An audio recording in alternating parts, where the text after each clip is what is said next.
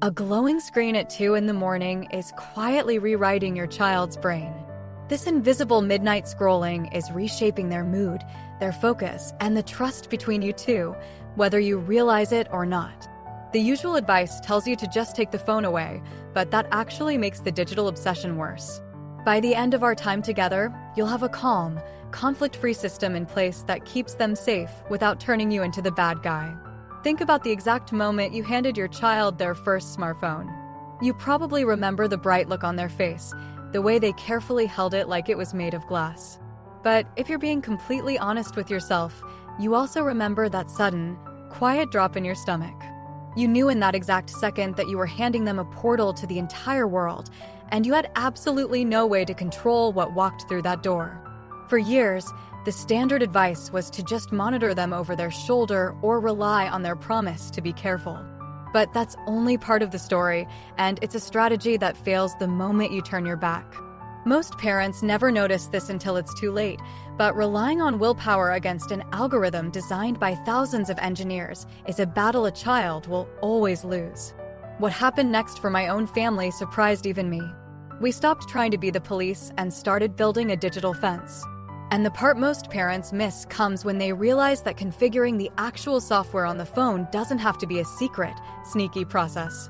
In fact, doing it openly changes the entire dynamic. Let's walk through exactly how to build that fence, step by step, starting with the most critical layer, controlling what they can actually open. When you first get into the settings of this parental tool, it's incredibly tempting to just set a blanket time limit and walk away. But that's a mistake. Time is only half the equation. The other half is access. Imagine your child has 2 hours of screen time left for the day, but they're spending every single minute of it on an app that makes them feel anxious or inadequate. The time limit protected their sleep, but it did nothing to protect their mind. This is where you need to go straight into the app management section. You'll see a list of everything installed on their device. This is your first real line of defense. You want to look for the heavy hitters, the short-form video apps, the anonymous messaging platforms, the games with unregulated chat rooms. You don't necessarily have to delete them forever, but you need to block them from being opened without your explicit permission. In the app blocker settings, you can select specific apps and set them to require approval. What this does is brilliant.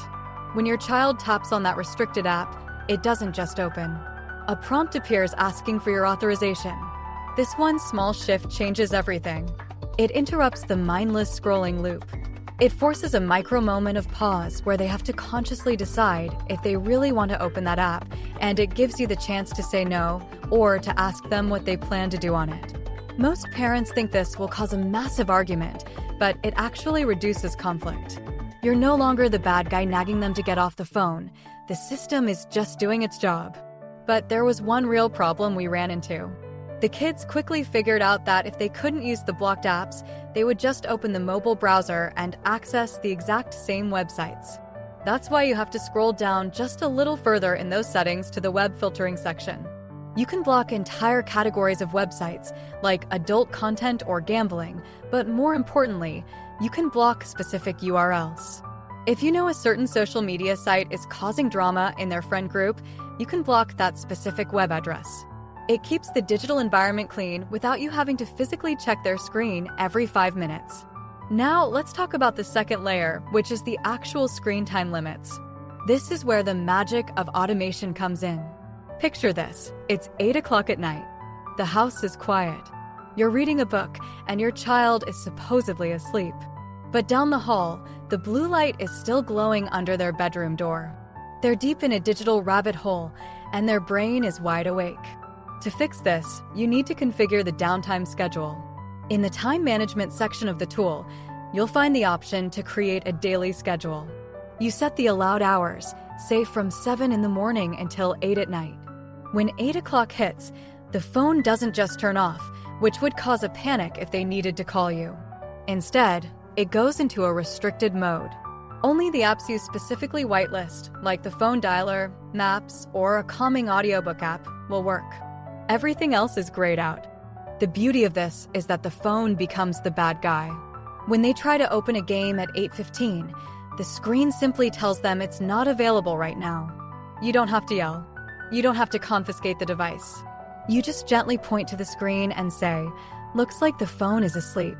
It removes the emotional friction from the boundary. If you want calmer, more confident parenting in a screen-filled world, sticking around is probably the simplest way to stay one step ahead of what your kids are facing, because the technology they use today will only get more immersive tomorrow. But configuring time limits brings up a very common question. What about weekends? What about holidays? If you set a rigid 8 o'clock cutoff every single day, you're going to face massive rebellion on a Friday night when their friends are all online. The trick here is to create multiple schedules. You can configure a weekday schedule for school nights and a separate weekend schedule that allows for a later bedtime. This shows your child that you're being fair, that you understand the difference between a Tuesday and a Saturday. It builds trust. Now we've controlled what they see, and we've controlled when they see it. But there's a physical safety element that keeps me up at night, especially as they get a little older and start walking to school or riding their bikes to a friend's house. This is where location tracking comes in, and it's the area where parents tend to make the biggest mistake. A lot of parents configure location tracking secretly. They install the app, turn on the GPS pings, and never tell the child. They think they're being smart, but they're actually building a foundation of deceit. When the child eventually finds out, and they will find out, the trust is completely shattered. They'll feel spied on, and they'll start looking for ways to bypass the tracker. Instead, you need to activate the location features openly. In the Safety Tools section of the app, you'll find the location tracking settings. Turn it on, and then sit down with your child and explain exactly why it's there. Tell them, "I'm not tracking you because I don't trust you. I'm tracking you because I love you and the world is big and I need to know you're safe." You can configure safe zones or geofences around places like your home, their school, and their grandparents' house. When they arrive at school in the morning, you get a quiet notification on your own phone. You don't need to call them to ask if they made it. You just see the little green checkmark on your dashboard, and you can go about your day with total peace of mind. If you're navigating these exact screen time and safety battles and feeling a bit overwhelmed by the pushback, I put together a free sample chapter of my Parenting in the Digital Age guide. It's linked right below in the description. It breaks down the exact scripts to use when they accuse you of spying on them, which is honestly the hardest conversation to navigate. Let's go back to the location settings for a second, because there's a feature here that most parents completely ignore. It's the location history. You can look back at where they've been throughout the day. Now, I want to be very clear about how to use this. Don't use it to interrogate them. Don't sit them down and say, "Why were you at the park for 20 extra minutes after school?" That turns a safety tool into a weapon.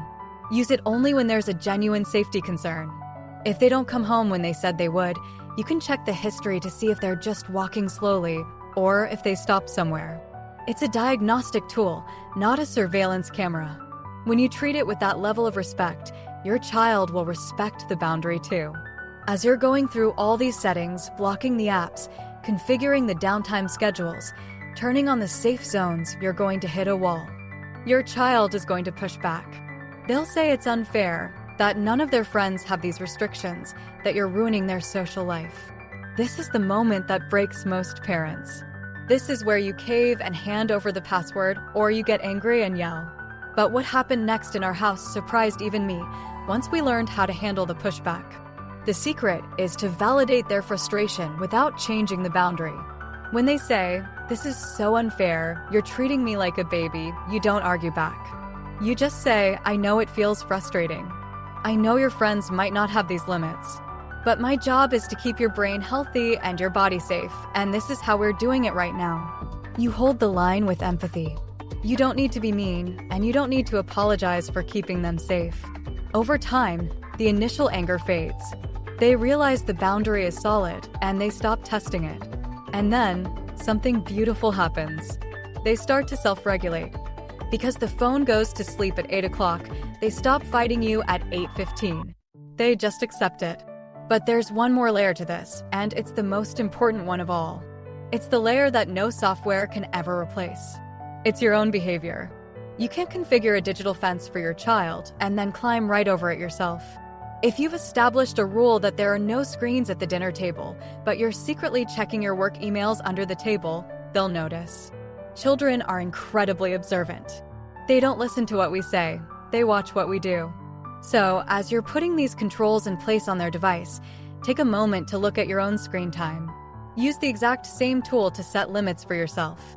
Let them see you put your phone in the other room when you're reading to them. Let them see you respect your own downtime schedule. When they see you modeling the exact digital well-being you're asking them to practice, the resistance drops significantly. It becomes a family value, not just a rule imposed on them. Think about what would happen if you approach this not as a restriction, but as an invitation to be more present. When the apps are blocked during homework time, they actually focus better. When the phone goes to sleep at night, they wake up more rested. When the location tracker gives you peace of mind, you worry less and connect more. The goal of configuring this safety system isn't to create a perfectly obedient child who never touches a screen. The goal is to give them the scaffolding they need to develop their own internal brakes. The digital world isn't going away. The apps are only going to get more addictive, the algorithms more persuasive, the distractions more constant. They're going to need to learn how to navigate all of that eventually. By establishing these boundaries now, while they're still young and while you still have the authority to guide them, you're giving them a massive advantage. You're teaching them that technology is a tool to be used, not a master to be served. And this one small shift changes everything. When you stop fighting about the screen and start managing the environment, the dynamic in your home transforms. The evenings become calmer. The mornings become less rushed. The relationship you have with your child stops being about policing and starts being about guiding. You're building a foundation of trust. You're showing them that you care enough to put in the effort to protect them, even when they roll their eyes and complain. And years from now, when they're older and facing the very real pressures of the digital adult world, they'll remember that you built that fence.